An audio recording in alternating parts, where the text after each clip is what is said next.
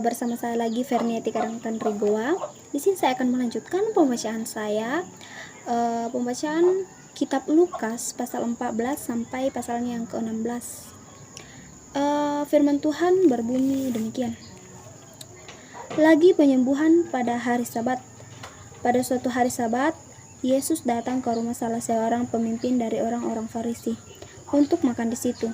Semua yang hadir mengamat-amati dia dengan seksama.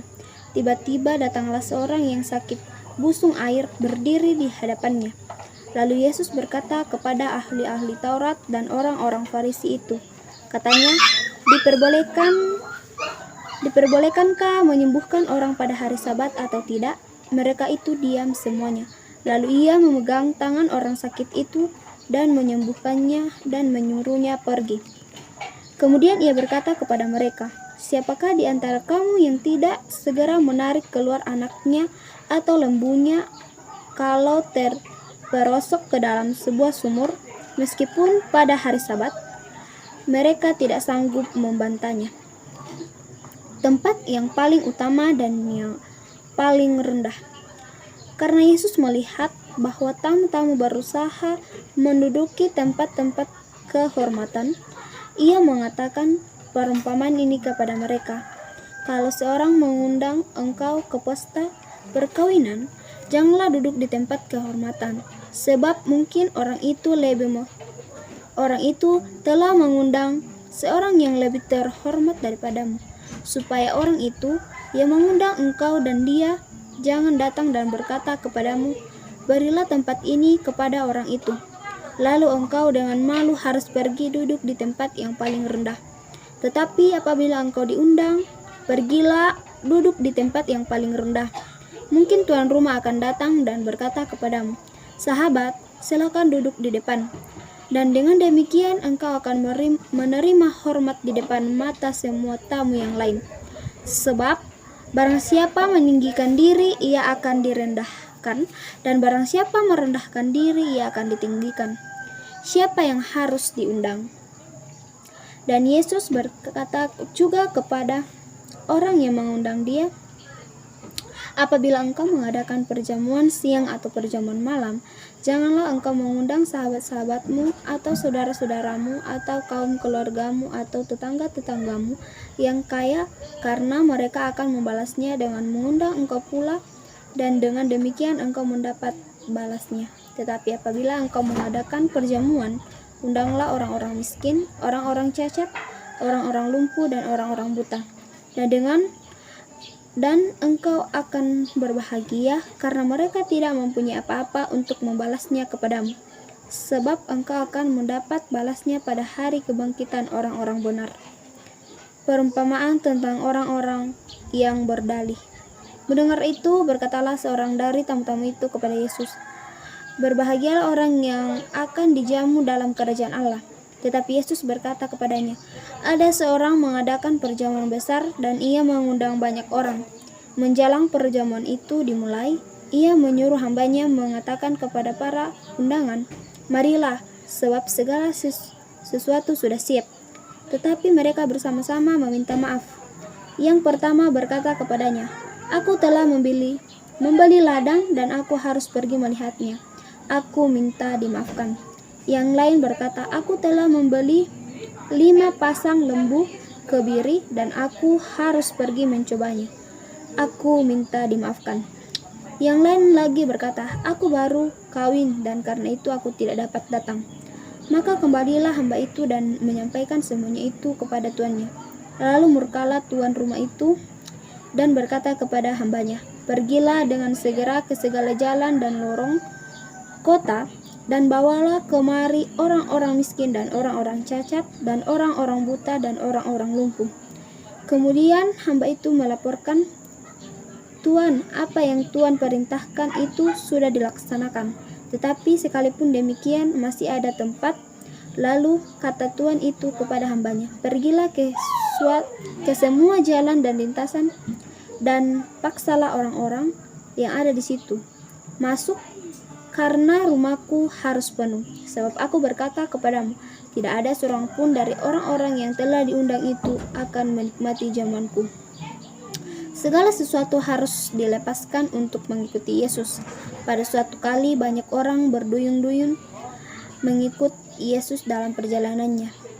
Sambil berpaling, ia berkata kepada mereka, "Jikalau seorang datang kepadaku dan ia tidak membenci bapaknya, ibunya, istrinya, anak-anaknya, saudara-saudaranya laki-laki atau perempuan, bahkan nyawanya sendiri, ia tidak dapat menjadi muridku.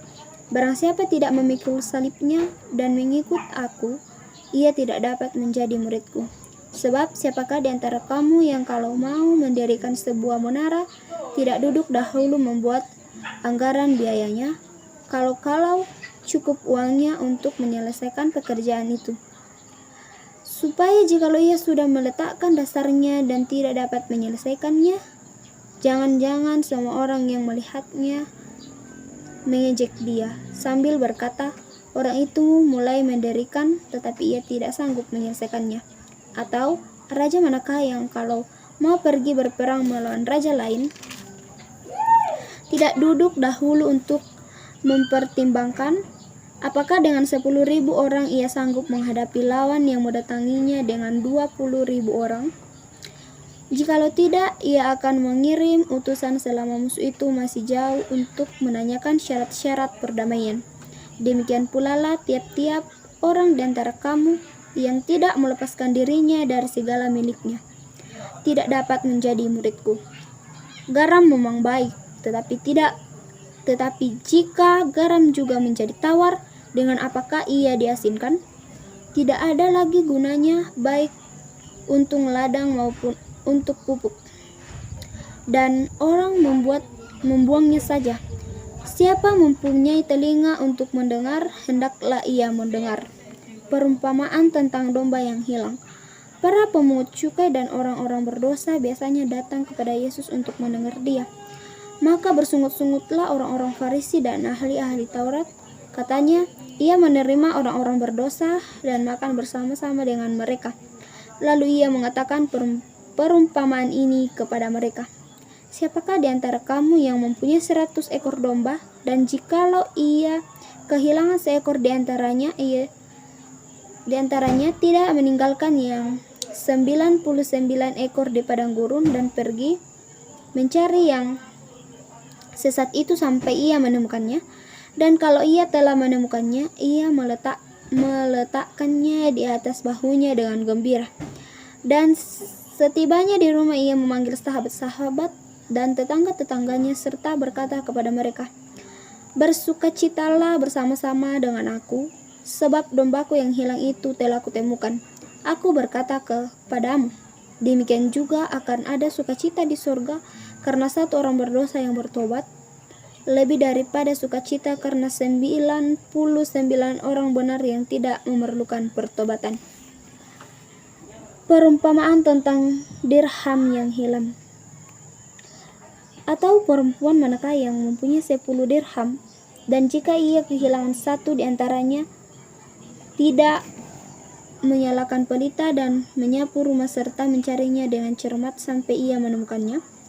Dan kalau ia telah menemukannya, ia memanggil sahabat-sahabat dan tetangga-tetangganya serta berkata, "Bersukacitalah bersama-sama dengan aku, sebab dirhamku yang hilang itu telah kutemukan." Aku berkata kepadamu, demikian juga akan ada sukacita pada malaikat-malaikat Allah karena satu orang berdosa yang bertobat. Perumpamaan tentang anak yang hilang. Yesus berkata lagi, ada seorang mempunyai 2 anak laki-laki. Kata yang bungsu kepada ayahnya, "Bapa, berikanlah kepadaku bagian harta milik kita yang menjadi hakku." Lalu ayahnya membagi-bagikan harta kekayaan itu di antara mereka. Beberapa hari kemudian, anak bungsu itu menjual seluruh bagiannya itu lalu pergi ke negeri yang jauh. Di sana ia memboroskan harta miliknya itu dengan berfoya-foya. Setelah dihabiskannya semuanya, timbullah bencana kelaparan di dalam negeri itu, dan ia pun mulai melarat. Lalu ia pergi dan bekerja pada seorang majikan di negeri itu. Orang itu menyuruhnya ke ladang untuk menjaga babinya. Lalu ia ingin mengisi perutnya dengan ampas yang menjadi makanan babi itu, tetapi tidak seorang pun yang memberikannya kepadanya. Lalu ia menyadari keadaannya. Katanya, betapa banyaknya orang upahan bapakku yang berlimpah-limpah makanannya, tetapi aku di sini mati kelaparan. Aku akan bangkit dan pergi kepada bapakku dan berkata kepadanya, Bapa, aku telah berdosa terhadap surga dan terhadap Bapa. Aku tidak layak lagi disebut anak Bapa. Jadikanlah aku sebagai salah seorang upahan Bapa. Maka bangkitlah ia dan pergi kepada bapaknya. Ketika ia masih jauh, ayahnya telah melihatnya. Lalu tergeraklah hatinya oleh belas kasihan. Ayahnya itu berlari mendapat dia, lalu merangkul dan mencium dia. Kata anak itu kepadanya, Bapa, aku telah berdosa terhadap surga dan terhadap Bapa. Aku tidak layak lagi disebut anak Bapa. Tetapi ayah itu berkata kepada hamba-hambanya, lekaslah bawa kemari jubah yang terbaik, pakaikanlah itu kepadanya dan kenakanlah cincin pada jarinya dan sepatu pada kakinya, dan ambillah anak lembu tambun itu, sembelilah dia dan marilah kita makan dan bersukacita. Sebab anakku ini telah mati dan menjadi hidup kembali. Ia telah hilang dan didapat kembali. Maka mulailah mereka bersukaria. Tetapi anaknya yang sulung berada di ladang, dan ketika ia pulang dan dekat ke rumah, ia mendengar bunyi seruling dan nyanyian tari-tarian. Lalu ia memanggil salah seorang hamba dan bertanya kepadanya, apa arti semua itu? Jawab hamba itu, adikmu telah kembali dan ayahmu telah menyembeli anak lembu tambun. Karena ia mendapatnya kembali dengan sehat, maka marahlah anak sulung itu dan ia tidak mau masuk. Lalu ayahnya keluar dan berbicara dengan dia, tetapi ia menjawab ayahnya, katanya, telah bertahun-tahun aku melayani Bapa dan belum pernah aku melanggar perintah Bapa, tetapi kepadaku belum pernah Bapa memberikan seekor anak kambing untuk bersuka cita dengan sahabat-sahabatku. Tetapi baru saja datang anak Bapa yang telah memboroskan harta kekayaan Bapa bersama-sama dengan pelacur-pelacur. Maka Bapa menyembeli anak lembu tambun itu untuk dia. Kata ayahnya kepadanya, anakku, engkau selalu bersama-sama dengan aku, dan segala kepunyaanku adalah kepunyaanmu. Kita patut bersukacita dan bergembira karena adikmu telah mati dan menjadi hidup kembali. Ia telah hilang dan didapat kembali. Perumpamaan tentang bendahara yang tidak jujur. Dan Yesus berkata kepada murid-muridnya, ada seorang kaya yang mempunyai seorang bendahara. Kepadanya disampaikan tuduhan bahwa bendahara itu menghamburkan miliknya. Lalu ia memanggil bendahara itu dan berkata kepadanya, apakah yang kudengar tentang engkau? Berilah pertanggungjawaban atas urusanmu, sebab engkau tidak boleh lagi bekerja sebagai bendahara. Kata bendahara itu di dalam hatinya, apakah yang harus aku perbuat? Tuanku memecat aku dari jabatanku sebagai bendahara. Mencangkul aku tidak dapat, mengemis aku malu. Aku tahu apa yang akan aku perbuat, supaya apabila aku dipecat dari jabatanku sebagai bendahara, ada orang yang akan menampung aku di rumah mereka. Lalu ia memanggil seorang yang berhutang kepada tuannya, katanya kepada yang pertama, berapakah hutangmu kepada tuanku? Jawab orang itu, 100 tempayan minyak. Lalu katanya kepada orang itu, inilah surat hutangmu, duduklah dan buat surat utang lain sekarang juga, 50 tempayan. Kemudian ia berkata kepada yang kedua, dan berapakah utangmu? Jawab orang itu, 100 pikul gandum. Katanya kepada orang itu, inilah surat hutangmu, buatlah surat hutang lain 80 pikul. Lalu tuan itu memuji bendahara yang tidak jujur itu, karena ia telah bertindak dengan cerdik. Sebab anak-anak dunia ini lebih cerdik terhadap sesamanya daripada anak-anak terang. Dan aku berkata kepadamu, ikatlah persahabatan dengan mempergunakan mamon yang tidak jujur, supaya jika mamon itu tidak dapat menolong lagi, kamu diterima di dalam kemah abadi. setia dalam perkara yang kecil, nasihat. Barang siapa setia dalam perkara kecil, ia setia juga dalam perkara-perkara besar. Dan barang siapa tidak benar dalam perkara-perkara kecil, ia tidak benar juga dalam perkara-perkara besar. Jadi, jikalau kamu tidak setia dalam hal mammon yang tidak jujur, siapakah yang akan mempercaya kepadamu harta yang sesungguhnya? Dan jikalau kamu tidak setia dalam harta orang lain, siapakah yang akan menyerahkan hartamu sendiri kepadamu? Seorang hamba tidak dapat mengabdi kepada dua tuan, karena jika demikian ia akan membenci yang seorang dan mengasihi yang lain, atau ia akan setia kepada yang seorang dan tidak mengindahkan yang lain. Kamu tidak dapat mengabdi kepada Allah dan kepada mammon. Semuanya itu didengar oleh orang-orang Farisi, hamba-hamba uang itu. Dan mereka mencamu dia. Lalu ia berkata kepada mereka, "Kamu membenarkan diri di hadapan orang, tetapi Allah mengetahui hatimu. Sebab apa yang dikagumi manusia dibenci oleh Allah. Hukum Taurat dan kitab para nabi berlaku sampai kepada zaman Yohanes, dan sejak waktu itu kerajaan Allah diberitakan dan setiap orang menggagahinya, berebut memasukinya. Lebih mudah langit dan bumi lenyap daripada satu titik dari hukum Taurat batal. Setiap orang yang menceraikan istrinya lalu kawin dengan perempuan lain, ia berbuat zina. Dan barang siapa kawin dengan perempuan yang diceraikan suaminya, ia berbuat zina." Orang kaya dan Lazarus yang miskin. Ada seorang kaya yang selalu berpakaian jubah ungu dan kain halus, dan setiap hari ia bersukaria dalam kemewahan. Dan ada seorang pengemis bernama Lazarus, badannya penuh dengan borok, berbaring dekat pintu rumah orang kaya itu, dan ingin menghilangkan laparnya dengan apa yang jatuh dari meja orang kaya itu. Malahan anjing-anjing datang dan menjilat boroknya. Kemudian matilah orang miskin itu, lalu dibawa oleh malaikat-malaikat ke pangkuan Abraham.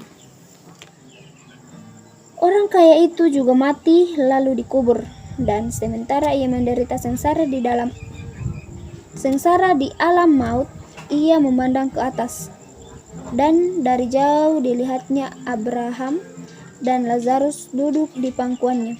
Lalu ia berseru, katanya, "Bapa Abraham, kasihanilah aku. Suruhlah Lazarus supaya ia mencelupkan ujung jarinya ke dalam air dan menyejukkan lidahku, sebab aku sangat kesakitan dalam nyala api ini." Tetapi Abraham berkata, "Anak, ingatlah bahwa engkau telah menerima segala yang baik sewaktu hidupmu, sedangkan Lazarus segala yang buruk. Sekarang ia mendapat hiburan dan engkau sangat menderita. Selain daripada itu, di antara kami dan engkau terbentang jurang yang tak terseberangi, supaya mereka yang mau pergi dari sini kepadamu ataupun mereka yang mau datang dari situ kepada kami tidak dapat menyeberang." Kata orang itu, "Kalau demikian, aku minta kepadamu, Bapa, supaya engkau menyuruh dia ke rumah ayahku, sebab masih ada 5 orang saudaraku, supaya ia memperingati mereka dengan sungguh-sungguh, agar mereka jangan masuk kelak ke dalam tempat penderitaan ini." Tetapi kata Abraham, "Ada pada mereka kesaksian Musa dan para nabi." "Baiklah, mereka mendengarkan kesaksian itu," jawab orang itu. "Tidak, Bapa Abraham, tetapi jika ada seorang yang datang dari antara orang mati kepada mereka, mereka akan bertobat." Kata Abraham kepadanya, "Jika mereka tidak mendengarkan kesaksian Musa dan para nabi, mereka tidak juga akan mau diyakinkan, sekalipun oleh seorang yang bangkit dari antara orang mati." Amin firman Tuhan. Demikianlah pembacaan. Shalom.